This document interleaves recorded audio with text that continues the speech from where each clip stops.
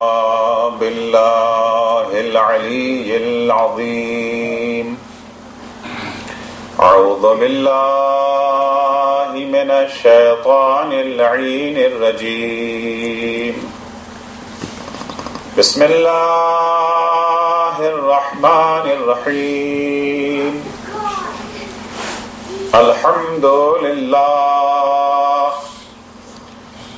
والصلاة والسلام على رسول الله وعلى آله آل الله لا سيما بقية الله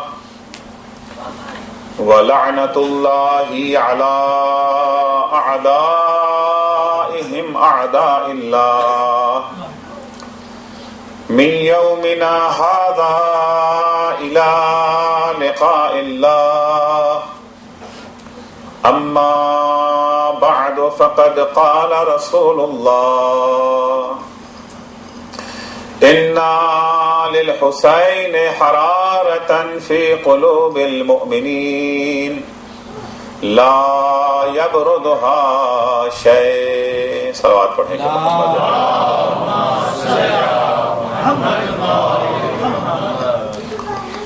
فیضان گرامی، سرکار ختم مرتبت اپنے اس عظیم الشان نواسے کے سلسلے میں نواسے ہونے کی وجہ سے نہیں، اس کی قربانیوں کو مد نظر رکھتے ہوئے ارشاد فرماتے ہیں کہ بے شک مومنوں کے دل میں حسین کے لیے وہ حرارت محبت ہے جو کبھی ٹھنڈی نہیں پڑ سکتی. اس سے پہلے کہ اپنے عرائض پیش کروں، اپنے ڈاکٹر صاحب کے جذبات کی قدر کرتے ہوئے دو باتیں کہنا چاہوں گا. پہلی بات تو یہ ہے کہ میں ہر سوال کا جواب اپنی استطاعت بھر دینے کو تیار ہوں، لیکن اگر ہر شخص کے جواب کو میں مجلس میں دینے لگوں گا تو ظاہر سی بات ہے کہ وہ موضوع ہمارا پورا نہیں ہو پائے گا. مجلس کے بعد میں رہتا ہوں یہاں کے اوپر، جو بھی سوال ہو میں حاضر خدمت ہوں انشاءاللہ اس کا جواب دوں گا، کیونکہ سوالات کے جوابات ہاں اور نہیں والے نہیں ہوتے ہیں کہ آپ نے ہاں یا نہیں کہہ دیا بات ختم ہو گئی، بلکہ جب تک آپ اس کو اچھی طرح سے واضح نہ کریں، بیان نہ کریں، تب تک اس جواب کا فائدہ کم ہوتا ہے، نقصان زیادہ ہوتا ہے. دوسری بات یہ، میں نے کل جو کچھ بھی کہا تھا میں نے کسی عالم کے سلسلے میں کچھ نہیں کہا، میں نے اپنے کو جو ہے مثال بنا کے میں نے کہا تھا کہ اگر میرا مقصد یہ ہے، اگر میرا ارادہ یہ ہے تو میرا انجام یہ ہے. ورنہ میں کسی عالم کی خدمت میں جو ہے ان کی شان میں گستاخی کروں، یہ میرے لیے ممکن نہیں ہے. تو یہ ذہن میں رہے کہ کسی عالم کسی کو میں ذہن میں رکھ کے نہیں، میں اپنی ہی بات کر رہا ہوں کہ مفروضہ بیان کر رہا ہوں کہ ایسا ہے. اور مثال کے لیے میں نے اپنے کو پیش کیا تھا، کسی دوسرے کو پیش نہیں کیا تھا. صلوات پڑھیں محمد اللہم صل علی محمد وآل محمد. امام حسین کو یہ عظمت اللہ نے کیوں دی؟ کیونکہ خدا کے ہاں ہر چیز کی قیمت دینی پڑتی ہے، بہا چاہیے ہر چیز کے لیے. خدا کی طرف سے جو اجر اور پاداش ملتا ہے اس کے لیے بہا چاہیے، بہانہ نہیں. حسین کو جو کچھ ملا اس کی انہوں نے قیمت دی، ہمیں بھی جو کچھ ملے گا اس کی ہمیں قیمت چکانا پڑے. بہا ضروری ہے، بہانہ نہیں. امام حسین نے اتنی بڑی قربانی دی، اتنی بڑی قیمت دی، کاہے کے لیے؟ دین خدا کو بچانے کے لیے. کیا حالات ہو گئے تھے اس وقت جس کی بنا پر امام حسین کو اتنا بڑا قدم اٹھانا پڑا، اتنی ساری مصیبتیں برداشت کرنی پڑی جس کی مثال نہ پہلے تھی نہ آئندہ ہوگی. معصوم کا بیان ہے، لا یوم کا یوم کا یا ابا عبداللہ. اس زمانے کے حالات کیا ہو گئے تھے کہ دین کی بقا شہادت حسین کے بغیر ممکن نہیں تھی، تقریروں سے کام نہیں چل سکتا تھا. نصیحتیں بے اثر ہو چکی تھیں. اثر پیدا کرنے کے لیے ضروری تھا کہ حسین اپنا خون پیش کریں، اپنے بھائیوں کا خون پیش کریں، اپنی اولاد کا خون پیش کریں، بہنوں کی اسیری کو برداشت کریں. اس کی خبر امام نے خود دی ہے، خود بتایا کہ حالات کیا ہیں. اس وقت کا سماج کتنی برائیوں کا شکار ہو چکا تھا. مختصر سے جملوں میں امام حسین نے کہا ہے، لیکن اچھی طرح روشنی پڑ جاتی ہے حالات پر. هؤلاء ان هؤلاء قد لزموا طاعة الشيطان وتركوا طاعة الرحمن واستأثروا الفيء وعطلوا الحدود وحرموا حلال الله وأحلوا حرام الله وأنا أحق من غيري. حالات یہ ہے کہ لوگوں نے اپنے کو شیطان کی اطاعت کا پابند بنا لیا ہے، ذمہ دار فرض محسوس کرتے ہیں شیطان کی اطاعت. یعنی اگر شیطان کی اطاعت نہ کرے تو کوئی گناہ کا احساس ہوتا ہے. کبھی کبھی شیطان کے راستے پر چلا جانا اور ہے، نہیں اپنے کو پابند محسوس کرتے ہیں. جسے آپ نے کہیں جاب کیا ہے، آپ کا کوئی اگریمنٹ ہے کتنے بجے پہنچنا ہے، تو آپ اپنے کو پابند محسوس کرتے ہیں. ہم نے یہاں وعدہ کیا کہ 8:30 بجے پہنچیں گے، ہم کہیں چلے گئے تھے، یہ جو ہے مجلس میں بھاگے بھاگے آئے. اپنے کو پابند محسوس کرنے کا مومن انتظار کر رہے ہوں کہ کہیں ایسا نہ ہو کہ ہمیں تاخیر ہو جائے. یہ پابندی ہے. آپ بھی آتے ہیں مجلس میں، لیکن آپ کو کوئی احساس نہیں ہے. 10 منٹ لیٹ بھی آئے تو کوئی بات نہیں ہے، 15 منٹ لیٹ بھی آئے تو مسائل تک بھی پہنچ گئے تو ٹھیک ہے، ہوتا ہے نا. پابند لزموا طاعت الشیطان، لوگوں نے اپنے کو شیطان کی اطاعت کا پابند بنا لیا. کل میں نے عرض کیا تھا شیطان 2 ہیں، شیطان انس اور شیطان جن. من الجنۃ والناس، 2 طرح کے شیطان ہیں. یہاں پر امام جس شیطان کا تذکرہ کر رہے ہیں وہ کون والا شیطان ہے؟ شیطان جن ہے یا شیطان انس ہے؟ شیطان انس بھی ہوتے ہیں، انسان بھی شیطان ہوتے ہیں. ہاں قرآن مجید نے یہ جو ہے نشاندہی کی ہے کہ انسانوں میں بھی شیطان ہے. کچھ تو شیطان وہ ہیں انسانوں میں جو شیطان کے چیلے ہیں، اس شیطان کے. جنوں والا جو شیطان تھا ابلیس جسے کہتے ہیں، کچھ تو اس کے چیلے ہیں. قرآن میں دونوں تذکرہ ہے، چیلوں کا بھی تذکرہ ہے. کچھ ہیں جو خود شیطان ہیں، خود شیطان ہیں. اور وہ چھوٹے شیطان نہیں ہیں، بڑے شیطان ہیں، شیطان بزرگ. قرآن میں بھی اس کا تذکرہ ہے. سورہ فرقان 3 آیتوں میں اس کا تذکرہ کیا گیا ہے. اہم 3 آیتیں ہیں. 3 آیتوں میں جو داستان ہے بیان ہوئی ہے، اس کی ابتدا بہت سیدھی ہے لیکن انتہا بہت تلخ ہے. آغاز اچھا ہے، انجام برا ہے. لہذا انسان کو انجام کا بھی خیال رکھنا چاہیے. کبھی کبھی آغاز بہت اچھا ہوتا ہے لیکن آغاز کافی نہیں ہے، انجام. اسے دعاؤں میں ہے، ائمہ علیہ السلام کے سکھایا گیا ہے، ہمیں تعلیم دی گئی ہے کہ انجام بخیر ہو، اس کے خدا سے دعا کرو. آج محب علی محب حسین ہے، خدا کرے کہ مرتے دم تک یہ صفت باقی رہ جائے. بہت سے ایسے افراد دیکھے گئے ہیں ان کو تبدیل ہونے میں، انسان کو تبدیل ہونے میں دیر نہیں لگتی ہے. سورہ فرقان میں ایک داستان قرآن بیان کرتا ہے. البتہ میں اکثر یہ بات کہتا رہتا ہوں کہ کہانیاں قرآن میں ہیں، قرآن کہانی کی کتاب نہیں ہے. قرآن نے اگر کہانیاں بیان کی ہیں تو خاص مقصد کے تحت بیان کی ہیں. ہماری کہانی کا مقصد اور ہوتا ہے، قرآن کی کہانی کا مقصد اور ہوتا ہے. ہم کہانیاں سناتے ہیں بچوں کو سلانے کے لیے، قرآن کہانی سناتا ہے جگانے کے لیے، بیدار کرنے کے لیے. صلوات پڑھیں گے محمد عبرت کے لیے، سبق دینے کے لیے قرآن آیا ہے نا. قرآن کی شان ہی ہے، ہدن ہدایت ہے. قرآن قصہ ہے تو ہدایت کے لیے، واقعات ہیں ہدایت کے لیے، احکام ہیں ہدایت کے لیے. فلسفیانہ گفتگو ہے ہدایت کے لیے، ورنہ فلسفے کتاب نہیں ہے۔ سائنسی اشارے اگر پائے جاتے ہیں تو وہ بھی ہدایت کے لیے ہیں، ورنہ قرآن سائنس کی کتاب نہیں ہے، سائنس پڑھانے نہیں آیا ہے قرآن۔ مقصد قرآن نے کیا بیان کیا؟ ہدایت کے لیے آئے ہیں۔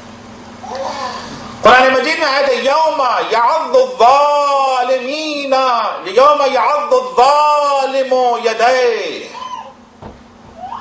جس دن ظالم قیامت کے دن اپنے ہاتھوں کو کاٹے گا ندامت اور شرمندگی کے باعث۔ یقول یا لیتنی اتخذت مع الرسول سبیلا، فریاد کرے کاش میں نے رسول کے راستے کو اپنا لیا ہوتا۔ یا ویلتا لیتنی لم اتخذ فلانا خلیلا، آئے افسوس، اے کاش میں نے اس کمبخت کو اپنا دوست نہ بنایا ہوتا، اس کمبخت کو اپنا دوست نہ بنایا ہوتا۔ لقد اضلنی عن الذکر بعد اذ جاءنی، مجھے ہدایت مل جانے کے بعد اس نے راہ راست سے بھٹکا دیا ہمیں۔ تذکرہ اس شیطان کا نہیں ہو رہا ہے۔ وَكَانَ الشَّيْطَانُ لِلْإِنسَانِ خَذُولًا، شیطان کا تو کام ہی ہے انسان کو ذلیل کرنا۔ اور جب افسان بیان کرے گا کو اندازہ ہوگا کہ وہ والا شیطان نہیں، کانا شیطان، کون سا شیطان ہے؟ جن والا یا انس والا؟ وہ نامرئی شیطان کی بات نہیں ہو رہی، اب یہ مرئی شیطانوں کی بات ہو رہی، جو دکھائی دے رہے ہیں، جو ہمارے پہلو میں بیٹھتے ہیں، جن کے پہلو میں ہم بیٹھتے ہیں۔ وہ اندیکھے شیطان کی بات اب نہیں ہو رہی ہے۔ داستان کیا ہے؟ مکے میں صدر اسلام میں، اب یہاں حضرت نے مکے سے ہجرت نہیں کی تھی، ایک شخص تھا جس کا نام تھا عقبہ۔ عقبہ تاجر تھا، بزنس مین تھا، سفر پہ جاتا تھا، سفر تجارت پر۔ اب ظاہر اس زمانے میں جب لوگ سفر پہ جاتے تھے، آج گئے شام کو پلٹ کر کے ایسا تو نہیں نہ ہوتا تھا، ایک مہینے لگ جاتے تھے۔ پلٹ کے جب وہ آتا تھا منافع وغیرہ کما کر کے، تو اس کی عادت یہ تھی کہ اپنے شہر کے عمائدین کی دعوت کرتا تھا، بڑی بڑی شخصیتوں کی اور ہستیوں کی دعوت کرتا تھا۔ اس دفعہ بھی سفر سے پلٹ کر کے آیا، سب کو بلایا۔ حضرت پر ایمان تو نہیں رکھتا تھا، لیکن ان کو عظیم ہستی مانتا تھا۔ حضور کو بھی دعوت دی، حضور کو دعوت دی، حضور نے اس کی دعوت کو قبول کر لیا۔ کس کی دعوت کو قبول کر لیا؟ ایک کافر کی دعوت کو، ایک بدین کی دعوت کو۔ ہماری بھی کوئی دعوت کرے تو ہمیں جانا چاہیے کہ نہیں جانا چاہیے؟ پیغمبر گئے تو ہم بھی جائیں گے؟ ہاں، پیغمبر کا جانا کیا ہمارے لیے دلیل جواز ہے کہ ہم بھی جائیں؟ ہاں اور نہیں، جا سکتے ہیں مگر شرط کے ساتھ۔ اگر وہ شرط ہے تو جائیں، اور نہیں ہے تو نہیں جائیں گے۔ دو شرطیں ہیں۔ پہلی شرط یہ کہ جانے کا مقصد کھانا نہیں ہے، کھانے نہیں جا رہے ہیں، جا رہے ہیں امر بالمعروف کے لیے، جا رہے ہیں ہدایت کے لیے، جا رہے ہیں رہنمائی کے لیے، جا رہے ہیں اس کی آنکھوں کو کھولنے جا رہے ہیں، اسے گناہوں سے روکنے جا رہے ہیں، اس لیے جا رہے ہیں۔ گناہ کی محفل سجی ہے کہیں پر، ہمیں بھی بلایا گیا، خدا رہتا ہے نا آج کل تو عام طور سے بعض جگہوں پہ تو ہم لوگوں کے لیے عام سی بات ہو گئی ہے، جانا ہی پڑے گا۔ مولانا صاحب کے یہاں شادی ہے، اور شادی میں کیا کچھ ہوتا ہے، جب تو شادی گویا پرمیشن ہے تمام گناہوں کے لیے، اجازت ہے، اس میں کچھ نہ بولیے، مجلس میں آپ کو جو کچھ کہنا ہے کہہ دیجیے، آپ کو سن لیتے ہیں۔ اب شادی کے موقع پر تو اپنا منہ بند رکھیے، کیونکہ ہم لوگوں نے شادی کو سمجھا ہی کچھ اور ہے۔ اسلام کی شادی اور ہماری شادی میں بہت فرق ہے۔ ہمارے یہاں شادی تفریح ہے، اسلام میں شادی عبادت ہے۔ اسلام میں شادی کا موقع جو ہے وہ عبادت کا موقع ہے۔ میں کیوں کہہ رہا ہوں؟ حدیث ہے، دعائیں چند مواقع ہیں جب دعائیں قبول ہوتی ہیں۔ ایک وہ موقع ہے جب کعبے کا دروازہ کھلتا ہے، جب کعبے کا دروازہ کھلتا ہے اس وقت دعا کرے، خدا دعا کو قبول کرتا ہے۔ اور ایک وہ موقع ہے جب خدا دعا کو قبول کرتا ہے جب یہ جو ہے نکاح ہو رہا ہوتا ہے۔ کعبے کا دروازہ کھلنے کی ہم آرزو کرتے ہیں, کہاں پہنچ پائیں گے اس موقع پر؟ جاتے بھی ہیں تو وہ موقع دیکھنے کو نہیں ملتا. لیکن اللہ نے یہ موقع تو ہمیں بڑی آسانی سے فراہم کر دیا, مگر کتنی آسانی سے اس موقع کو ہم ہاتھ سے کھو دیتے ہیں. جو موقع خدا سے دعا کرنے کا ہے اس موقع کو ہم گناہ میں صرف کر دیتے ہیں. آج کل ہماری شادیاں محفل گناہ ہو گئی ہیں نا, مخلوط مجمع ہے, عورت مرد سب, حجاب کے کوئی خیال نہیں ہے. جو تھوڑا بہت حجاب کر لیتی ہیں وہ بھی شادی کے موقع پر اگر ختم نہیں ہو جاتا, ہلکا تو ان کا بھی حجاب ہو جاتا ہے. ختم اگر نہیں ہوتا ہے, استثناءات ملیں گے اکا دکا جو بالکل اس کے پابند ہوں گے, لیکن عموماً کی بات میں کر رہا ہوں, میں استثناءات کی بات نہیں کرتا. اسپیشل کچھ افراد ہوتے ہیں جو ہر حال میں اپنے دین پر قائم رہتے ہیں, اور رہنا ہی چاہیے, رہنا ہی چاہیے. لیکن عام طور سے یہی ہوتا ہے نا, حجاب نہیں ہے, 16 سنگھار میں خواتین آئی ہیں, اس لیے کہ میک اپ کا اس سے اچھا موقع اور کون سا ہوتا ہے؟ اس سے اچھا کوئی موقع نہیں ہوتا, سب کے سب موجود ہیں. یہ محفل گناہ ہے, محفل معصیت ہے. اور اگر کہیں گانا بجانا بھی ہو رہا ہے تو یہ جو ہے کریلا نیم چڑھا. کیا کریں, ایسی محفل میں ہمیں جانا چاہیے یا نہیں جانا چاہیے؟ اور پیغمبر تو گئے تھے کافروں کی محفل تھی, وہاں تو گئے تھے پیغمبر, ابھی چلے جائیں گے نہیں. 2 شرطیں ہیں. کیوں میں کہہ رہا ہوں, آیتیں بھی عرض کروں گا. آپ جانتے ہیں کہ میں اپنے پاس سے کچھ کہنے کا عادی نہیں ہوں, جو کچھ کہتا ہوں قرآن اور حدیثی کی روشنی میں عرض کرتا ہوں. ہمارے پاس اپنا کچھ نہیں بیان کرنے کو. 2 شرطیں ہیں. پہلی شرط یہ ہے کہ اگر کسی محفل گناہ میں جا رہے ہیں, کسی باطل جگہ پہ جا رہے ہیں, ایسی جگہ پہ جا رہے ہیں جہاں خدا کی نافرمانی ہو رہی ہے, خدا کی معصیت ہو رہی ہے, جانے کی اجازت ہے 2 شرطوں کے ساتھ. پہلی شرط ہے کہ جانے کا مقصد ہدایت ہے. ہم جائیں گے تو جا کر کے ماحول کو تبدیل کر دیں گے, یا کم سے کم کوشش کریں گے. ہمارا کام کوشش کرنا ہے, ماننا نہ ماننا ان کا کام ہے, ہم اس کے ذمہ دار نہیں ہیں. میں اکثر یہ بات عرض کرتا رہتا ہوں کہ نتیجے کے ہم ذمہ دار نہیں ہیں, ہمیں تو اپنی ڈیوٹی پوری کرنا ہے. جس طرح کارخانے میں مزدور جو ہے وہ اس کو اس بات سے مطلب نہیں ہے کہ کارخانے کا مال بکے گا نہیں بکے گا, فائدہ ہوگا نقصان ہوگا, اس سے کیا مطلب. اس نے اپنی ڈیوٹی انجام دے دی, اس کو اس کی مزدوری ملے گی.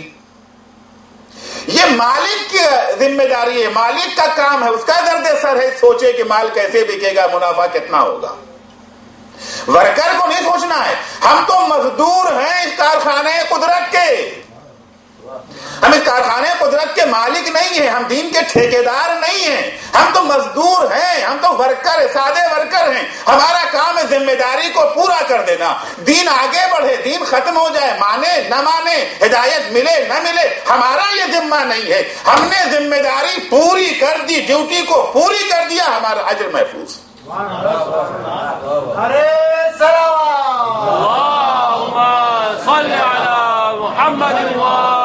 کیا ہوگا, ہم اس کا ذمہ دار. تو پہلی شرط یہ ہے کہ جائیں گے تو اس لیے جائیں گے. دوسری شرط یہ ہے کہ ہم اپنے اندر اتنی طاقت محسوس کرتے ہیں, اتنی توانائی محسوس کرتے ہیں کہ ایسا نہ ہو کہ وہاں جا کے ہم بھی انہی جیسے بن جائیں. ہے نا, خربوزے کو دیکھ کر کے خربوزہ رنگ پکڑتا ہے. خربوزے کو بچے اگر نہیں سمجھ پائیں گے جملے کو تو بعد میں ان کو بتا دیجیے گا کیا ہوتا ہے. خربوزے کو دیکھ کر کے خربوزہ رنگ پکڑتا ہے. ایک دوسرے کا اثر ہوتا ہے. اب انسان اگر یہ جو ہے مضبوط ہے تو اپنا اثر دوسروں پہ ڈالتا ہے, کمزور ہے تو دوسروں کا اثر وہ قبول کر لیتا ہے. تو 2 شرطیں. پہلی شرط تو یہ ہے کہ جانے کا مقصد کیا ہو, اور دوسری ہے کہ آپ خود کتنے مضبوط ہیں. اگر آپ نے یہ جو ہے ویکسینیشن لگا لیا ہے تو ان جگہوں پر بھی آپ چلے جاتے ہیں جہاں بیماریاں پھیلی ہوئی ہیں. لیکن اگر ویکسینیشن نہیں لگا ہے تو ان جگہوں پہ نہیں نہ جاتے ہیں. اگر تقوی کا ویکسینیشن لگا ہوا ہے آپ کو, کیسے ہی گناہ کے ماحول میں چلے جائیں گے, ہم پر اثر نہیں پڑنے والا ہے. اگر ایمان یوسف ہے آپ کے پاس, ہزاروں زلیخائیں آ جائیں, ہزاروں زلیخائیں آ جائیں, مگر یوسف کی صحت پر اثر پڑنے والا نہیں. تو 2 شرطیں ہیں. لیکن اگر ایسی کوئی جگہ ہے جہاں پر گناہ کی محفل ہو رہی ہے اور ہمارے اندر تبدیل کرنے کی ہمت بھی نہیں ہے.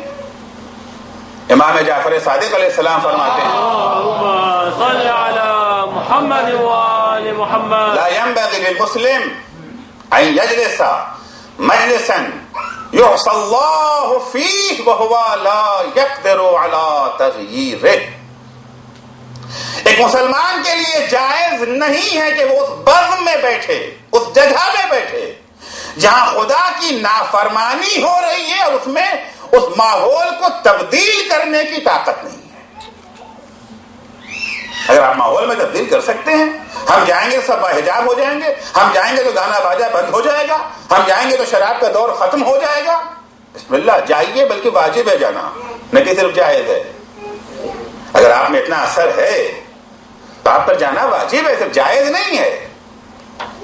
ورنہ شدت سے قرآن منع کرتا ہے گناہوں کی جگہوں پہ جانے کے لیے. دو آیتیں میں پیش کرتا ہوں. ایک آیت وہ ہے جو مکے میں نازل ہوئی ہے, اور ایک آیت وہ ہے جو یہ جو ہے مدینے میں نازل ہوئی. حکم دونوں کا ایک ہے. یعنی مکے کے ماحول میں بھی جہاں کافر تھے, اور مدینے کا ماحول جہاں منافق تھے. مدینے میں تو کافر نہیں تھے نا, منافق تھے یا گناہ, یہ بظاہر اسلام کا دعویٰ کرنے والے اور بباطن محفل گناہ سجانے والے. اسی حکم کو دوبارہ پھر دہرایا گیا. یہ کہہ گئے ہم پہلے کہہ چکے ہیں. پہلی آیت میں ارشاد ہوتا ہے اذا رأیتم, اذا رأیت, اگر تم نے یہ دیکھا, اذا رأیت الذین یخوضون فی آیاتنا, جب تم نے یہ دیکھ لیا کہ کچھ لوگ ہیں جو ہماری نشانیوں کا, ہماری آیتوں کا, ہمارے احکام کا مذاق اڑا رہے ہیں. کبھی مذاق اڑایا جاتا ہے زبان سے, کبھی عمل سے مذاق اڑایا جاتا ہے. آپ نے یہاں کے اوپر فرض کیجئے جو سینٹر کی یہ جو ہے ذمہ داران ہیں, ذمہ داران نے اعلان کر دیا کہ دیکھیے آپ یہاں پر جب آئیں تو اپنا یہ جو ہے موبائل آپ آف رکھیں. یہاں کچھ ہے نہیں ایسا, لیکن ایک بات کہہ رہا ہوں, بہت سی جگہوں پہ لکھا رہتا ہے موبائل آپ رکھو. بار بار وہ مجلس سے پہلے کھڑے ہو کر کے اعلان کر دیتے ہیں, اور آپ عمدن آپ نے کچھ کہا تو نہیں, مذاق ان کا نہیں اڑایا, ارے کیا کہتے ہیں یہ بھی کوئی بات ہوئی, لیکن آپ اپنے موبائل کو آن رکھے ہوئے ہیں, آف نہیں کرتے. گھنٹیاں بج رہی ہیں. کیا ہوتا ہے, یہ جو ہے مذاقی اڑانا تو ہے ان کا, مگر یہ عملی استہزاء ہے. اور ایک یہ کہ زبان سے استہزاء, عملی استہزاء زیادہ خطرناک ہوتا ہے, زیادہ تکلیف دہ ہوتا ہے زبانی استہزاء سے.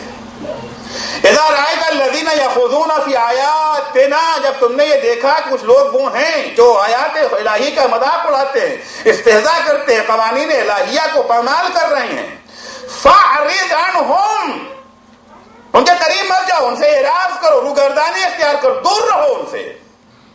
کب تک دور رہو؟ حتی یخوضوا فی حدیث غیرہ, یہاں تک کہ وہ اپنی حرکت کو چھوڑ دیں. جب تک وہ اپنی حرکت کو چھوڑ نہیں دیتے ہیں تب تک آپ کے لیے اجازت نہیں ہے کہ آپ ان سے, ان کے پاس بیٹھے, ان کی محفل گناہ میں شریک ہوں. جب انہوں نے گناہ کرنا چھوڑ دیا, ختم ہو گیا, بند ہو گیا سب کچھ, کوئی بات نہیں. اب آپ ہمیشہ کے لیے دشمنی نہیں ہے, کیونکہ ہماری کسی سے کوئی دشمنی تو نہیں نہ ہے, کسی فرد سے کوئی پرخاش نہیں ہے, شخص سے لڑائی نہیں ہے, اس کی حرکتوں سے لڑائی, حرکتیں چھوڑ دیا پھر ہمارا میل ملا.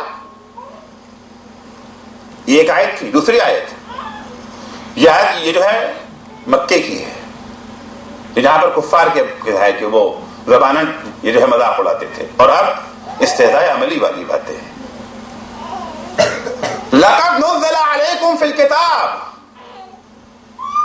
تمہارے قرآن میں یہ بات پہلے نازل کی جا چکی ہے, مکے میں نازل ہو چکی. کون سی یہی والی آیت جو میں نے پڑھی ہے, اشارہ اس کی طرف ہے. نزل علیکم فی الکتاب ان اذا سمعتم, وہاں ہے رأیتم دیکھا, اب یہاں سنا. ان اذا سمعتم آیاتنا یکفر بها ویستہزأ بها, اگر تم نے سنا کہ کسی محفل میں کچھ لوگ ہیں جو آیات الہیہ کا انکار کرتے ہیں یا آیات الہیہ کا مذاق اڑاتے ہیں, فلا تقعدوا معهم, تو ان کے پاس نہ بیٹھنا. فلا تقعدوا معهم, مذاق اڑانے والوں کے پاس نہ بیٹھنا. عجیب بات ہے, ہمارا کوئی مذاق اڑائے تو ہم وہاں بیٹھنے کو تیار نہیں ہوتے. ہمارے باپ کا کوئی جو ہے مذاق اڑائے تو ہم وہاں بیٹھنے کو تیار نہیں ہوتے. ہمارے خاندان کا کوئی مذاق اڑائے تو ہم وہاں بیٹھنے کو تیار نہیں ہوتے ہیں. لیکن جب خدا کا مذاق اڑتا ہے, پیغمبر کا مذاق اڑتا ہے, ائمہ کا مذاق اڑتا ہے, دین کا مذاق اڑتا ہے, الہی قوانین کا مذاق اڑتا ہے, تو ہمارے کان میں جو بھی نہیں رکھتی ہے, ہم لبرل بن جاتے ہیں کہ صاحب ٹھیک ہے, وہ کہہ رہے ہیں, ان کا کام ان کے ساتھ, ہمارا ہمارے ساتھ. ہمارا کوئی مذاق اڑا جائیں گے, ذرا سی ہماری عزت میں کوئی کمی کر دے. یہ صاحب نے شادی میں گئے تھے, انہوں نے ہمارا ٹھیک سے استقبال نہیں کیا, ہم ان کے نہیں کہیں گے. ہوتا ہے نا, ہم جانے کو تیار نہیں ہوتے کہ ہمارا مذاق اڑ گیا. ہماری اہمیت زیادہ ہے یا خدا کی؟ ہماری اہمیت زیادہ ہے یا پیغمبر کی؟ ہماری اہمیت زیادہ ہے یا امام صادق کی؟ ہماری اہمیت زیادہ ہے یا سید الشہداء کی؟ ہماری اہمیت زیادہ ہے یا قرآن کی اور قرآنی تعلیمات کی اہمیت زیادہ ہے؟ اللهم صل على محمد وآل محمد. ولا تقعدوا معهم حتى يخوضوا في حديث غيره. پھر وہی, کب تک؟ ہمیشہ کی لڑائی نہیں ہے. ہماری انسانوں سے کوئی دشمنی نہیں ہے, ہماری کوئی ذاتی جنگ نہیں ہے. نہیں, جب تک آپ غلط راستے پر ہیں, ہماری آپ سے لڑائی, آپ ٹھیک ہو گئے, سدھر گئے, ہماری آپ کی دوستی, آپ ہمارے بھائی ہو گئے. کل تک ہور کو کہتے تھے تیری ماں تیرے ماتم میں بیٹھے, آج کہتے کیا ہو ہور تیری ماں نے کیا اچھا تیرا نام ہور رکھا. سبحان اللہ سبحان اللہ. کل تک ٹھکرا رہے ہیں اور آج زانوں پہ ہور کا سر رکھے ہوئے ہیں. آج ہور کو اپنے جو ہے وہ کلیجے سے لگا رہے ہیں. حتی یخوضوا فی حدیث غیر. اور اگر ایسا نہ کیا, یا سنیے, یہ پہلی آیت میں نہیں تھا, اور اگر تم نے ایسا نہ کیا, گناہ کی محفلوں میں بیٹھتے رہے جو لوگ دین خدا کا مذاق اڑاتے ہیں, خدائی احکام کو پامال کرتے, قدموں تلے رونتے ہیں, اگر ان سے دوستانہ قائم کیے رہے, ان کی بز میں بیٹھتے رہے, گپ شپ تمہاری جاری رہی, تمہارے اوپر تمہارے کان پہ جو نہ رہیں گی, تمہیں کوئی پریشانی نہ ہوئی, انکم اذا مثلہم, تو جو ان کا انجام ہوگا وہی تمہارا انجام ہوگا. جس سزا کے وہ حقدار ہیں اسی سزا کے تم بھی حقدار ہو. نعرہ تکبیر, نعرہ تکبیر, اسی سزا کے تم بھی حقدار ہو. ان اللہ جامع المنافقین والکافرین فی جہنم جمیعا. اللہ جہنم میں کافروں کو بھی اکٹھا کرے گا اور منافقوں کو بھی اکٹھا کرے. وہ تو یکفروں پہ آتا کفر کر رہے تھے, یہ منافق کہاں سے بیچ میں آ گئے؟ منافق ہم ہیں جو اس محفل میں شریک ہوئے ہیں. آخر ایک ایسا ایمان ہے, ایک ایسا ایمان ہے کہ خدا کی کبریائی کے بھی قائل ہو, اللہ اکبر کا نعرہ بھی لگاتے ہو, لا الہ الا اللہ کے نعرے میں کوئی معبود نہیں سوائے اللہ کے, اللہ سب سے بڑا, اس کا قانون سب سے بڑا, ہم اہل بیت کے عاشق ہیں, ہم اہل بیت کے نام پہ جان دینے والے ہیں. لیکن جہاں اہل بیت کا مذاق اڑایا جا رہا ہے, جہاں ان کے قوانین کی دھجیاں اڑائی جا رہی ہیں, جہاں ان کی تعلیمات کو پامال کیا جا رہا ہے, وہاں خوشی خوشی بیٹھے بھی ہوئے ہیں. قرآن کہتا ہے کہ ایمان نہیں, یہ نفاق ہے, یہ نفاق ہے. یہ علامت, اس بات کی علامت ہے کہ تمہارے ایمان کی جڑیں گہری نہیں ہیں, ایمان کی جڑیں مضبوط نہیں ہیں. اگر ایمان کی جڑیں مضبوط ہوتی تو ہم ہرگز اسے برداشت نہ کرتے. نہیں, ہم کر جائیں گے تو پھر تھوڑا سا تعلقات کشیدہ ہو جائیں گے, تھوڑا سا ناراضگی پیدا ہو جائے گی, ممکن ہے پھر ہمارے کاروبار میں بھی اثر پڑ جائے, ممکن ہے ہماری جاب پر بھی اثر پڑ جائے. منافقین کیا کرتے تھے؟ وہ تو یہی کرتے تھے. لا الہ الا اللہ محمد رسول اللہ, وہ بھی کہا کرتے تھے کہ چلو جنگ کے بنے اور رسول اللہ, وہ ابھی تو گرمی بہت ہو رہی ہے, ابھی سردی بہت ہو رہی ہے, ابھی ہمارا بزنس ہے, ابھی تو فصلیں نہیں کٹی ہیں, ابھی تو, یہی تو بہانے وہ بھی کرتے تھے نا. اور کیا کہا, بہانے بھی واقعی ہوتا تھا. جب جنگ میں چلے جائیں گے فصل کون کاٹے گا, مویشی ہے انہیں کون دیکھے گا, یہاں پر بزنس ان کا تباہ ہو جائے گا نا. ایسا تو نہیں کہ آپ جنگ پر بھی ہو آئیں گے اور آپ کا کاروبار بھی چلتا رہے, یہ تو نہیں, ناممکن ہے. اثر تو بہرحال پڑے گا, لیکن آپ دنیا میں اس مقصد سے تو نہیں آئے ہیں کہ آپ مجھے زیادہ سے زیادہ دولت اکٹھا کر مل جائے. کیا کہنا, بہت اچھی بات, مقصد یہ نہیں ہے. جیسے آپ یہاں مجلس میں آئے ہیں, تبرک کے تو آپ نہیں آئے ہیں. اب کسی دن جو ہے معمولی تبرک, کسی دن اچھا تبرک, ٹھیک ہے, اچھا تبرک مل گیا, اچھی بات ہے, کیا برا ہے. لیکن اگر نہیں ملا تو آپ کے صحت پہ کیا اثر پڑتا ہے؟ آپ تو اس مقصد سے نہیں آئے ہیں. تو دنیا میں اس مقصد سے آئے ہی نہیں ہیں. پیغمبر کی تعلیمات، خدا کی تعلیمات، ائمہ کی تعلیمات تو ہمیں سنوارنے کے لیے ہے، وہاں جانے کے قابل بنانے کے لیے ہے، جو ہماری آخری منزل ہے. ان تعلیمات، اگر ان تعلیمات سے ہم محروم ہو رہے ہیں، اس کے بدلے میں ہمیں کچھ اور مل جائے. میں نے مثال عرض کیا تھا، بچہ کالج میں جا رہا ہے، پڑھائی وڑھائی نہیں ہوتی، ٹیچر نہیں ہے، معلم نہیں ہے، لیکن بدلے میں کھانا بہت اچھا ملتا ہے، ہاسٹل بڑا عمدہ ہے، ٹھیک ٹاپ بہت اچھا ہے. آپ کیا کریں گے؟ اپنے بچے کو وہاں بھیجیں گے، رکھیں گے؟ مقابل میں دوسرا کالج ہے جہاں پہ کھانا پینا ٹھیک نہیں ہے، پانی ایسی دال مل جاتی ہے، ہوتا ہے نا عام طور سے ہاسٹلوں میں، مگر پڑھائی بہت اچھی ہے، ٹیچر بڑے اچھے ہیں، بہت ہی نظم ہے، ڈسپلن ہے، ٹیچر بہت اچھے، تعلیم بڑی اچھی. تو آپ کیا کرتے ہیں؟ وہاں سے نکال کر کے آپ دشمن ہیں اپنے بچے کے، اس کے آرام کے دشمن ہیں. کہتے ہیں کالج وہ آرام کرنے تو نہیں گیا ہے. ان اللہ جامع المنافقین والکافرین فی نار جہنم فی جہنم جميعا. تو اب آیت کو اگر آپ دیکھیں، آیت کیا اجازت ہے ہمیں وہاں بیٹھنے کی؟ نہیں. اگر بیٹھ گئے تو کیا ہوگا؟ سزا میں ہم دونوں ایک جیسے ہو جائیں گے. شراب وہ پی رہے تھے، میں نے نہیں پیا. ناچ گا وہ رہے تھے، ہم نہیں تھے. گناہ وہ کر رہے تھے، گناہ نہیں کیا، مگر چونکہ گناہ کی بزم میں بیٹھے تھے تو سزا وہی ہے جو گناہ کرنے والوں کی ہے. تو قرآن کی آیت میں پیش کر رہا ہوں، کوئی اپنی رائے نہیں ہے.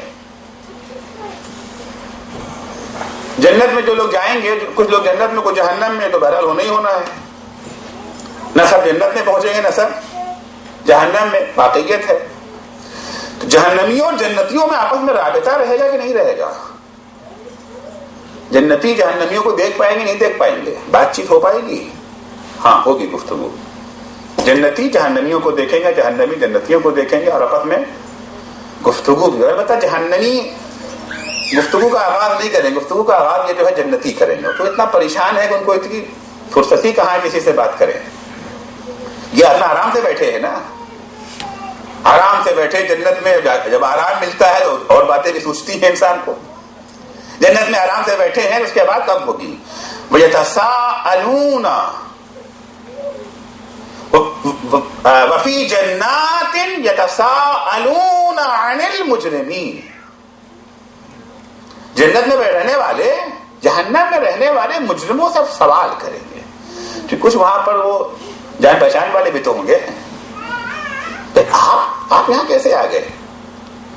ما سلککم فی سقر، تم جہنم میں کیسے آ گئے؟ غور سے سنیں، قرآن ہے کہ جہنم میں پہنچنے کے اسباب کیا ہوتے ہیں. غفلت میں نہ رہیں، غافل نہ رہیں کہ ہم نے فلاں کام کر لیا تو ہمیں جنت تو ضرور ملے گی. ما سلککم فی سقر، بھائی صاحب آپ کیسے وہاں چلے گئے؟ آپ کے بارے میں تو میرا خیال تھا کہ آپ جنت میں جائیں گے، کیونکہ حکم ہمیں یہی ہے نا کہ مومنوں کے ایک دوسرے کے بارے میں اچھی رائے رکھیں. حسن ظن کا حکم ہے نا، سوء ظن کا حکم. اگرچہ ہم لوگ الٹا ہی کرتے ہیں، سب کو جہنمی بنا دیتے ہیں. خود جنتی ہے سب، ایک مومن ہم ہی ہیں، بقیہ سب تم یہ ہو تم وہ جہاں تذکرہ آیا فلاں صاحب بڑے مومن، کیا ایمان ہے، وہ ایسے ہیں، وہ ایسے ہیں، وہ ایسے ہیں. ہمارا الٹا ہوتا ہے. حکم اسلام کیا ہے؟ حکم اسلام یہ کہ آپ سب کے بارے میں اچھی رائے رکھیں، کیونکہ دوسروں کے بارے میں آپ کو پتا نہیں، اپنے بارے میں آپ خوب جانتے ہیں، مگر ہم اپنے کو جو ہے بھلا دیتے ہیں. اردو کی یہ جو ہے ضرب المثل ہے کہ دوسروں کی آنکھ کا تنکا نظر آ جاتا ہے، اپنا شہتیر نظر نہیں آتا. وہ شہتیر موٹی لکڑی کو کہتے تھے. اپنا بڑے سے بڑا گناہ اپنا نظر نہیں آتا ہے، دوسروں کا چھوٹا سے چھوٹا گناہ ہمیں نظر آ جاتا ہے. تو مومنین تو وہ ہے نا جو حسن ظن رکھتے ہیں. جنت میں پہنچنے والے مومن تو وہی ہے نا جو ایک دوسرے کے بارے میں اچھی رائے رکھتے ہیں. آپ کیسے چلے گئے؟ آپ ارے بھجور، آپ کو تو جہاں ہونا چاہیے تھا. ما سلککم فی سقر، تمہیں جہنم میں کون چیز لائی؟ 4 چیزیں بیان کرتے ہیں. قالو، جواب دیا. پہلی بات، لم نکو من المصلین، ہم نماز نہیں پڑھتے تھے. اب کیا پتا ہمیں کون پڑھتا ہے کون نہیں پڑھتا. تو انشاءاللہ کہتے ہیں گھر میں نماز پڑھ لیا ہوگا، ٹھیک ہے. یہاں مسجد میں نہیں آئے، سینٹر میں نہیں آئے، تو نہ آنے کا مطلب تو نہیں ہے کہ نماز نہیں پڑھتے. اگرچہ مسجد میں نماز کی فضیلت ہے، جماعت میں فضیلت ہے، لیکن بہرحال گھر میں بھی پڑھ لیا تو قبول ہے۔ اور اچھا آپ نماز نہیں پڑھتے تھے، لم نکو من المصلین، ہم نماز ہی نہیں پڑھتے تھے، تو ہم تو مغرور تھے اپنے عمل کے اوپر، ہم تو فلاں جگہ ہو آئے تھے، ہم نے تو فلاں کام کر لیا، اب ہمیں نماز کی کیا ضرورت، ہمیں نماز کی کیا ضرورت، مغرور تھے۔ لم نکو من المصلین، ہم نماز نہیں پڑھتے تھے، یہ جرم۔ جہنم میں جانے کا ایک سبب کیا ہے؟ نماز سے گریز، نماز نہ پڑھنا، لم نکو من المصلین۔ دوسرا ولم نکو نطعم المسکین، دوسرا جرم یہ تھا کہ ہم خود تو کھا لیتے تھے، اپنا پیٹ تو بھر لیتے تھے، ہمیں سماج کی فکر نہیں تھی کہ ہمارے سماج میں کتنے ہیں جو بھوکے سو جاتے ہیں۔ لم نکو نطعم المسکین، دوسرا جرم جس کی بنا پہ ہمیں جہنم کا منہ دیکھنا پڑا وہ یہ ہے، ہم نے غریبوں کے رفاہ اور ان کا پیٹ بھرنے کا انتظام نہیں کیا۔ تک یہاں طعام مراد فقط کھانا نہیں ہے، طعام سے مراد کھانا بھی ہے، کپڑا بھی ہے، طعام سے مراد تعلیم بھی ہے، صحت بھی، وہ ساری چیزیں جو غریبوں کے، ایک انسان کی جو ضروریات ہیں، ہم نے انسانوں کی ضروریات کو پورا کرنے کا انتظام نہیں کیا۔ یہ نہیں ہے کہ ہم کسی کا مال چوری نہیں کرتے، ہم فلاں کچھ نہیں کرتے، ٹھیک ہے، مگر ہم کسی کے بارے میں خیال بھی نہیں رکھتے۔ نہیں، چوری کرنا ایک الگ گناہ ہے، آپ چوری نہیں کرتے الحمدللہ، بزنس میں کسی کا مال نہیں ہڑپتے الحمدللہ، دھوکہ نہیں دیتے الحمدللہ، بڑی اچھی بات ہے، مگر یہ کافی نہیں ہے۔ آپ کی ذمہ داری یہ بھی، اگر آپ کو پتہ چل گیا کوئی انسان بھوکا سو رہا ہے، بھوکا سو رہا ہے اگر کوئی انسان، اور آپ نے کہا ہونے تو ہم سے کیا مطلب، لم نکو نطعم المسکین۔ البتہ بے خبری بھی اچھی چیز ہے، ہمیں تو پتہ ہی نہیں چلا، ہمیں تو پتہ ہی نہیں چلا۔ نجف میں ایک آیت اللہ کے پاس ایک عالم دین جو آیت اللہ سے نیچے درجے کے، وہ گئے ان سے لینے کے لیے اجازت لینے گئے تھے، انہوں نے اجازت دینے سے انکار کر دیا، تو میں نہیں دیں گے اجازت۔ کیوں؟ کل رات تمہارے محلے میں، کل رات تمہارے محلے میں ایک خاندان کے کچھ افراد بھوک سے مر گئے، بھوک سے مر گئے تمہارے محلے میں، تم نے ان کا انتظام نہیں کیا۔ کہنے کا آغا خدا کی قسم مجھے خبر نہیں تھی، مجھے پتا نہیں تھا کہ وہ بھوکے ہیں، اگر پتا ہوتا تو میں یقیناً خود سے کھانا لے آتا۔ کہا اسی لیے تو تمہیں کہہ رہا ہوں کہ تم فاسق ہو، اگر تمہیں پتا ہوتا اور نہ جاتے تو تمہیں کافر قرار دے دیتا، تمہیں پتا نہیں تھا اس لیے میں کہہ رہا ہوں فاسق۔ ایک مومن اتنا بے خبر کیسے رہ سکتا ہے؟ اسے اپنے پڑوس کی خبر نہیں ہے کیا ہو رہا ہے۔ ایک مومن کی ذمہ داری ہے کہ اسے اپنے پڑوس کا خیال رہے، پڑوس کا احساس رہے، پتا رہے اس کو۔ آج تو بڑے فخر کی بات ہے جی پڑوس میں ہمیں نہیں معلوم کون رہتا ہے کہ رہتا بھی نہیں، جب بدبو آنے لگتی ہے تب پتا چلتا کوئی رہتا تھا، مر گیا 10 دن پہلے۔ آج کی تہذیب میں تو یہ ہو گیا ہے نا، دوسروں کے مسائل میں ہم تاک جھانک سے منع کیا گیا، مگر تاک جھانک یعنی جاسوسی مت کرو، اس کی کمزوریاں مت تلاش کرتے پھرو۔ تجسس سے جو منع کیا گیا وہ اس معنی میں ہے اس کی کمزوریاں تلاش مت کرو، خبر گیری نہ کرو، اس کے بارے میں نہیں کہا گیا ہے۔ ایک مومن کو دوسرے مومن سے باخبر، لم نکو نطعم المسکین۔ ہمارا دوسرا جرم جس کی بنا پر ہم جہنم میں آئے ہیں وہ یہ ہے کہ ہم مسکینوں کو کھانا نہیں کھلاتے تھے۔ تیسرا جرم جو ہمارے موضوع سے تعلق رکھتا ہے، وَكُنَّا نَخُوضُ مَعَ الْخَائِضِينَ، جو لوگ گناہ کرتے تھے، ہم محفل گناہ میں جاتے تھے، گناہ گاروں کے پاس اٹھتے بیٹھتے تھے، ان کو ہم نے اپنا دوست رفیق بنا رکھا تھا۔ یہ سبب بنا ہمارے جہنم میں آنے کا۔ وَكُنَّا نُكَذِّبُ بِيَوْمِ الدِّينِ، برے دوستوں کے ساتھ بیٹھنے کا انجام یہ ہوا کہ ہم تو قیامت کا ہی انکار کرنے لگے۔ ارے کہاں کی قیامت، کہاں کی جنت ہے، مولویوں کا ڈھکوسلا ہے، کچھ نہیں ہونے والا ہے، 4 دن کی زندگی ہے، لائف کو انجوائے کرو، موج مستی کرو، سب بیکار کی باتیں ہیں۔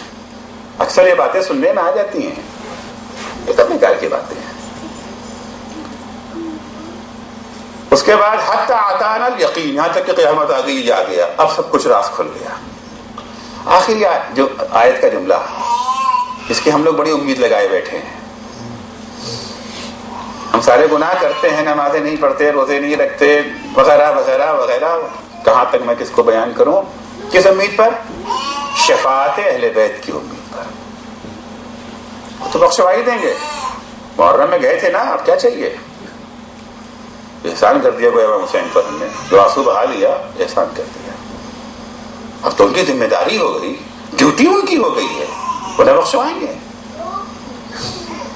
ایک عالم ہمارے دوستوں میں سے کہیں گئے تھے، یہ جو ہے مجلس پڑھنے کے لیے. کل میں واقعہ یہاں سنا رہا تھا، آپ لوگ یہاں بیٹھے ہوئے تھے، آپ لوگ کو سنا دوں. 7-8 محرم تھی، ایک نوجوان آیا، پیر پھیلا کر کے بیٹھ گیا، جوتا پہنے ہوئے.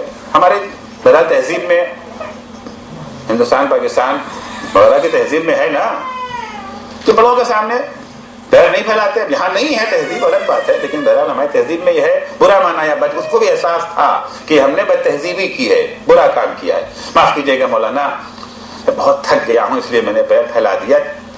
جناب عباس کا علم اٹھنا ہے، اس علم کے کام میں اتنا مصروف ہوں کہ 3 دن سے میں لگاتار کام میں لگا ہوں، میں نے جوتا تک نہیں اتارا ہے 3 دن سے.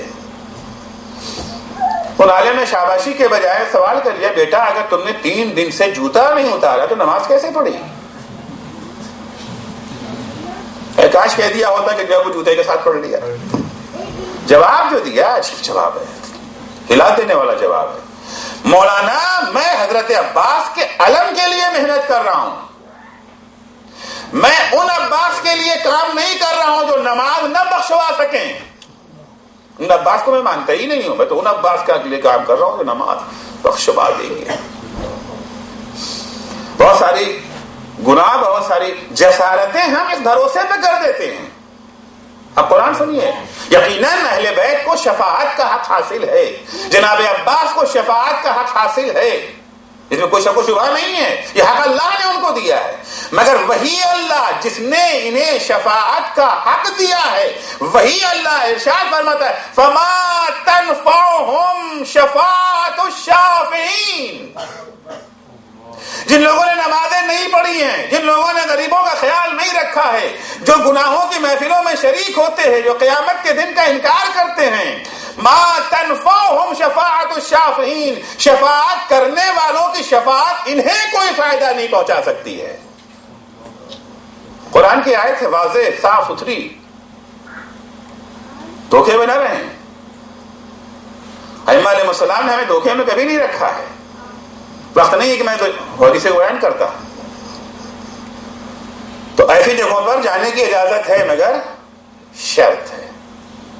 شرط یہ ہے، نمبر 1 جانے کا مقصد ہدایت ہے، امر بالمعروف ہے، نہی عن المنکر ہے. نہی عن المنکر 2 طرح کا ہوتا ہے. نہی عن المنکر یہ جو ہے مثبت، اور نہی عن المنکر منفی. مثبت یہ ہے کہ وہاں جا کے روکیں، لیکن اگر حالات نہیں ہیں روکنے کے تو منفی یہ ہے کہ وہاں جائیں گے ہی نہیں. نہ جانا ہی نہی عن المنکر ہے اگر حالات نہیں ہیں. ہر جگہ حالات تو نہیں نہ ہوتے ہیں، ممکن ہم وہاں جائیں تو اور زیادہ ماحول بگڑ جائے، اور بدمزگی ہو جائے، وہ اور ضد پہ اتر آئے. اب بڑی محفل ہے جہاں پر شادی کی تقریبات چل رہی ہے، وہاں اچانک کھڑے ہو ہنگامہ کرنا شروع کر دیں تو وہاں الٹا اثر ہوتا ہے. آپ وہاں پر نہ جائیں، آپ کیا کریں گے پھر؟ وہاں پر آپ جائیں گے ہی نہیں، شرکت نہیں کریں گے. یہ ہے منفی نہی عن المنکر. وہ پیغمبر گئے، وہاں پر پیغمبر گئے، شریک ہوئے دعوت میں. جب دسترخوان لگا، پیغمبر نے کھانا کھانے سے انکار کر دیا، کیونکہ آئے تھے پیغمبر کھانا کھانے نہیں آئے تھے، پیغمبر پہ ہدایت کرنے آئے تھے نا. پیغمبر نے کھانا کھانے انکار کر دیا. میں یہ جو ہے مشرکوں کا کھانا نہیں کھاتا، میں کافروں کا کھانا نہیں کھاتا، جب تک تم ایمان نہیں لاؤ گے تب تک میں کھانا نہیں کھاؤں گا.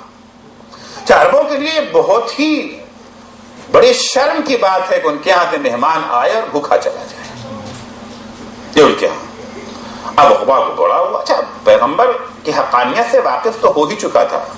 یہ جو ہے الیاذ باللہ جو ہے پیغمبر اسے جو ہے بلیک میل نہیں کر رہے تھے، حقیقت تو جان چکے تھے لوگ، لیکن کچھ مفادات آڑے آتے تھے، کچھ شرما حضوری تھی جس کے بنا پر لوگ ایمان کا اظہار نہیں کرتے تھے. حقانیت پیغمبر آشکار تھی، وحدانیت خدا آشکار ہے، صداقت نبوت محمدی کے قائل ہیں، دل تو مان رہا ہے، بس زبان پہ کہنے کی بات تھی۔ پیغمبر نے دیکھا بہترین موقع ہے، جو بات دل میں ہے اسے زبان پہ لانے کے لیے۔ پیغمبر نے کہ اس وقت تک کھانا نہیں کھاؤ گے جب تک تم کلمہ نہ پڑھو گے۔ ٹھیک ہے، ہم کلمہ پڑھتے ہیں، لا الہ الا اللہ محمد رسول اللہ، کلمہ پڑھ لیا، مسلمان ہو گیا مسلمان، دعوت ختم، پیغمبر گھر چلے گئے، بم کی طرح سے یہ خبر مدینے میں پھیلی، ارے عقبہ مسلمان ہو گیا، بڑا آدمی تھا، عقبہ مسلمان ہو گیا۔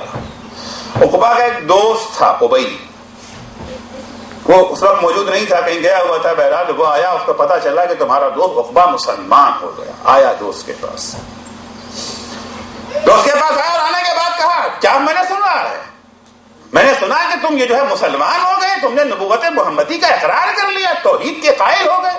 کہاں بھائی کیا کرنا، ایسے ایسے حالات ہو گئے تھے، ہو گیا۔ تو ان کا تو سنو، آج سے ہماری تمہاری دوستی ختم۔ دوستی کی کیا اہمیت ہے میں کل اس کو انشاءاللہ بیان کروں گا، ٹائم نہیں رہ گیا ہے۔ آج سے ہماری تمہاری دوستی ختم، یا ہمیں دوست بنا لو یا محمد کو دوست بنا لو، ایک نیام میں دو تلواریں نہیں رہ سکتی ہیں، یا وہ ہیں تمہارے یا ہم ہیں تمہارے۔ اگر ہماری دوستی کو برقرار رکھنا چاہتے ہو تو جاؤ، جا کر کے الیاذ باللہ محمد کے چہرے پہ تھوک دو۔ اب یہ بھی آ گیا دوستی میں، ایسا کروں گا کل دوستی کہاں تک انسان کو لے جاتی ہے، اور دوستی میں کتنی انسان کو سوچ سمجھ سے کام لینا چاہیے۔ آ گیا بہکاوے میں گیا، اور اس کے کہنے کے مطابق جا کر کے وہ جسارت کر دی، اس نے گستاخی کر دی۔ بہرحال دنیا تو ختم ہو جائے گی، دنیا ختم ہو گئی، اب قرآن اسی کو بیان کر رہا ہے، اب آخرت آ گئی، قیامت آ گئی۔ اب قیامت میں جو عقبہ نے دیکھا کہ دشمنان پیغمبر کی تکذیب کرنے والے، توہین کرنے والوں کی تو پکڑ دھکڑ ہو رہی ہے، پیغمبر پر ایمان لانے والے، ان کی باتوں کو ماننے والے، ان کی باتوں پر عمل کرنے والے مزے میں جنت میں جا رہے ہیں۔ اب جس جنت جہنم کا انکار تو سامنے آ گیا نا، اب تو آنکھوں سے دیکھ رہے ہیں، کس چیز کا انکار کریں گے؟ اب تو جہنم میں لے جایا جا رہا، زنجیروں میں جکڑ کے جہنم کی طرف لے جایا جا رہا ہے۔ اب یہاں کے اوپر پشیمان، شرمندہ، نادم، ہائے افسوس، یہ کیا ہو گیا؟ اللہ یوم یعض الظالم یدیہ، جس دن ظالم اپنے ہاتھوں کو کاٹے گا ندامت کی بنا پر، یہ کیا ہو گیا، یہ کیسی میں نے غلطی کر دی، کیسی میں نے حماقت کر دی۔ لیتنی اتخذت مع الرسول سبیلا، کاش میں رسول کے راستے پہ رہا ہوتا۔ اب انجام دیکھ رہا ہے نا، اب تو وہی کام نہیں آئے گا، اس کی دوستی کام نہیں آئے گی۔ یا ویلتا لیتنی لم اتخذ فلانا خلیلا، اے کاش میں نے فلاں کو اپنا دوست نہ بنایا ہوتا، اے کاش میں نے ابئی کی دوستی کو ٹھکرا دیا ہوتا اور رسول کی نبوت کو نہ ٹھکراتا۔ یا ویلتا لم اتخذ فلانا خلیلا، اس شیطان سے میں نے دوستی نہ کی ہوتی تو شیطان تھا، شیطان وکان الشیطان للانسان خذولا، شیطان کا تو کام ہی ہے انسانوں کو رسوا کرنا۔ آج یہ رسوائی ابئی جیسے شیطان کی بنا پر ہمیں ملی ہے، اس دوستی کے خاطر جو شیطان تھا۔ امام حسین کیا کہتے ہیں، لزموا طاعت الشیطان، اتنے بگڑ گئے ہیں کہ شیطان کی اطاعت کو انہوں نے اپنے لیے پابند اپنے کو پابند بنا لیا۔ عقبہ نے کیا کیا تھا، ابئی کی شیطنت کا، ابئی کی اطاعت کا اپنے کو پابند بنا لیا تھا نا، کہ ہر قیمت پر ان کی اطاعت کرنا ہے، ان کی بات ماننا ہے، چاہے اتنا بڑا خسارہ ہو جائے، چاہے اتنی بڑی حقیقت کا انکار ہی کیوں نہ کرنا پڑ جائے۔ حالات یہ ہو چکے تھے، لزموا طاعت الشیطان، دوست ناراض نہ ہو چاہے خدا ناراض ہو، سماج ناراض نہ ہو چاہے خدا ناراض ہو جائے، سوسائٹی ناراض نہ ہو چاہے خدا، یہ سماج شیطان ہے، یہ جو ہے سوسائٹی شیطان ہے، یہ دوست کیا ہے، شیطان ہے، منتہا شیطان ہے انس ہے نہ شیطان جن۔ لزموا طاعت الشیطان وترکوا طاعت الرحمن، اللہ کی اطاعت کو ترک کر دیا ہے، شیطان کی اطاعت کو اپنا لیا ہے۔ ایسے موقع پر حسین ابن علی کیا کرے، دیکھتے رہے، تماشا دیکھتے رہے، حسین کے دل ایک دردمند دل ہے. حسین تو اپنے دشمنوں کو بھی جہنم میں جاتا ہوا نہیں دیکھنا چاہتے, اور چلا جائے اس کی اپنی مرضی. حسین نہیں چاہتے ہیں. حسین کے دل میں محبتوں سے بھرا ہوا, سینے میں محبتوں سے بھرا ہوا دل ہے. محبت بھری ہے حسین کے دل میں. دشمنوں سے بھی نفرت نہیں کرتے حسین, اپنی وجہ, اپنی ذات کے لیے. چنانچہ مقاتل میں ہے کہ عاشور کے دن جب امام حسین یکو تنہا رہ گئے تھے اور اب حسین جنگ کے لیے میدان میں آئے, ایک شقی آیا ہے حسین کے مقابلے میں, امام حسین پہ حملہ کرتا ہے, تلوار مارتا ہے. امام حسین ڈھال پہ روکتے ہیں. روکنے کے بعد جوابی حملہ جو کیا امام حسین نے تو اس کی ٹانگ کٹ گئی, گھوڑے سے گر گیا. اب اس کے بعد دوسرا کام کیا ہونا چاہیے تھا؟ یہی ہے نا, ٹانگ کٹ گئی اس کے بعد سر کاٹ دیں؟ نہیں, اب تو یہ مجبور ہو گیا, معذور ہو گیا, اب یہ کچھ کر نہیں سکتا. عرض کیا میں نے کہ اسلام میں جہاد روڑوں کو ہٹانے کے لیے, کسی سے انتقام نہیں ہے, کسی سے نفرت نہیں ہے, خونریزی کا شوق نہیں ہے. بالکل جتنا خون ڈاکٹر بہاتا ہے اتنے ہی, اتنے سینٹی میٹر کاٹنے سے اگر کام چل گیا, 3 سینٹی میٹر سے کام چلے گا, 4 سینٹی میٹر ڈاکٹر نہیں کاٹتا. یہی ہوتا ہے نا, بالکل اسلام میں ویسے ہی ہے. ٹانگ کٹ گئی, مزاحم ختم ہو گیا, اب یہ بیکار ہو چکا ہے, اس کو مارے کیوں؟ امام حسین گھوڑے سے اترے, اتر کر کے سہارا دے کے اٹھایا. کون ہے یہ؟ وہی ہیں جنہوں نے اصغر کو پانی نہیں دیا تھا. یہ وہی ہیں جو قاسم کی لاش کی پامالی میں شامل ہیں. یہ وہی ہیں جنہوں نے عباس کے شانے قلم کیے ہیں. یہ وہی ہیں جنہوں نے ہمارے کڑیل جوان بیٹے کے سینے پر برچھی ماری. یہ وہی ہیں. یہ وہی ہیں جنہوں نے ہماری سکینہ پر پانی بند کیا ہے. اٹھایا. انسانیت تو دیکھیں آپ, کہاں نمونہ ملے گا. اٹھایا, بھائی میں تمہاری کوئی جو ہے مدد کر سکتا ہوں؟ کہا مولا اتنا کر دیجئے کہ ہمارے قبیلے والوں کو آواز دیجئے کہ وہ ہمیں آ کر کے لے جائیں. امام حسین نے آواز دی, آؤ اپنے ساتھی کو لے کر کے چلے جاؤ. اتنا درد ہے حسین کے دل میں, اتنی ہمدردی ہے حسین کو انسانوں سے. نہیں چاہتے کوئی بھی جہنم میں جائے. اب خود سے کوئی اپنی مرضی سے جانا چاہتا ہے, اسے زبردستی حسین روک بھی نہیں سکتے. اسلام میں جبر تو نہیں ہے. ایسے موقع پر حسین ابن علی کے پاس ایک ہی راستہ رہ گیا ہے, قربانی. اپنی قربانی, اپنے خاندان کی قربانی. عاشور کا دن قربانیوں کا دن ہے. کاہے کے لیے؟ لوگوں کو گمراہی سے بچانے کے لیے. جو بچنا چاہتا ہے, جو بچنا چاہتا ہے اسے جو ہے بچانے کے لیے حسین قربانی دے رہے ہیں. کبھی اصحاب کی قربانی, کبھی اقربا کی قربانی, کبھی اون محمد کی قربانی, تو کبھی قاسم کی قربانی. قربانی. اچھا عجیب ہے کہ ہر شخص چاہ رہا ہے کہ پہلے میں, اور حسین کسے پہلے دیجئے؟ سب کہہ رہے ہیں مجھے اجازت. کبھی کوئی کہتا ہے مامو جان مجھے اجازت, کبھی کوئی کہتا ہے چچا مجھے اجازت, چچا مجھے اجازت. کیونکہ یہاں تو سب عاشقان شہادت ہے نا. یہ تو وہ ہیں جو موت کو شہد سے زیادہ شیریں سمجھتے ہیں. موت کو شہد سے شیریں سمجھنے والا قاسم بار بار چچا کے پاس آتا ہے, چچا جان مجھے مقتل کی اجازت دیجیے. حسین کہتے میرے لال تم تو میرے بھیا حسن کی نشانی ہو, تو میرے بھیا حسن کی نشانیوں میں تمہیں کیسے اجازت دے دوں؟ بار بار کی ناکامی کے بعد ایک گوشے میں جناب قاسم سر جھکائے ہوئے آنسو بہا رہے ہیں. ہائے مقدر, سر پہ باپ کا سایہ بھی نہیں ہے, سر پہ باپ کا سایہ بھی نہیں. کون ہے جو میری سفارش کرے؟ روتے روتے اچانک یاد آیا کہ بابا نے آخری وقت میں ایک تعویذ باندھا تھا. کہا بیٹا قاسم جب مشکل کا وقت آئے تو تعویذ کھول کر کے پڑھ لینا. قاسم نے سوچا اب اس سے زیادہ مشکل کا وقت اور کون سا آ سکتا ہے؟ سب کو یہ سعادت مل رہی ہے, قاسم ہی محروم ہے. تعویذ کو کھولا, کھول کر کے آنکھوں سے لگایا, پڑھنا شروع کیا تو کیا لکھا تھا؟ میرے لال قاسم دیکھو جب میرا بھیا دشمنوں کے نرغے میں گھر جائے, میرے لال میں تو نہ رہوں گا, بیٹا میری طرف سے اپنی جان کو چچا پہ قربان کر دے. قاسم خوش ہو گئے, خوشی خوشی وہ تعویذ لے کر کے وصیت نامہ امام کا لے کر کے آئے امام حسین کے پاس. چچا جان ذرا اسے تو دیکھیے. اب جب امام حسین نے خط کو پڑھا, بھیا کی تصویر نگاہوں کے سامنے آ گئی. چچا بھتیجے گلے مل کے اتنا روئے کہ روتے روتے بے ہوش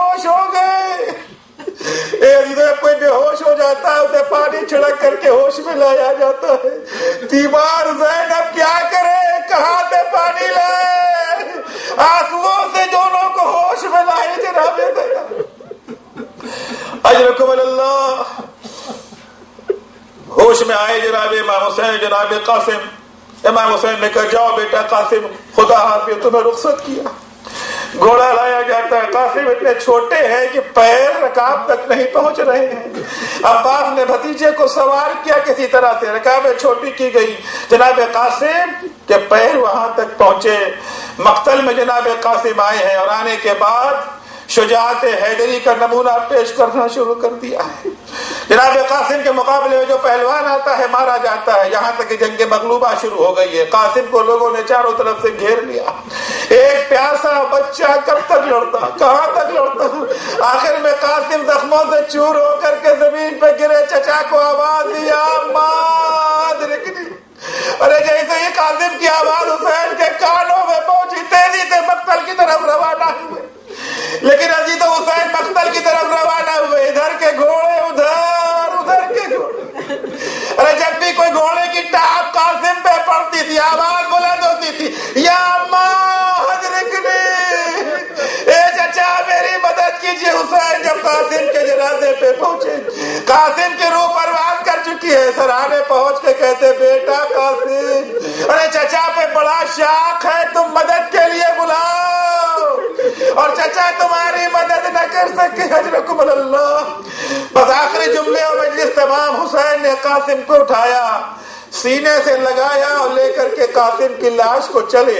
اے عزیزو, ابھی آپ نے سنا نا کہ قاسم اتنے چھوٹے تھے کہ قاسم کا پیر رکاب تک نہیں پہنچ پا رہا تھا. لیکن مقتل کے یہ بھی جملے ہیں, جب حسین قاسم کو لے کے چلے ہیں, سینہ حسین کے سینے سے لگا تھا اور پیر زمین پر خط دیتے جا رہے تھے. اتنے چھوٹے قاسم, ارے اتنے طویل القامت کیسے ہو گئے.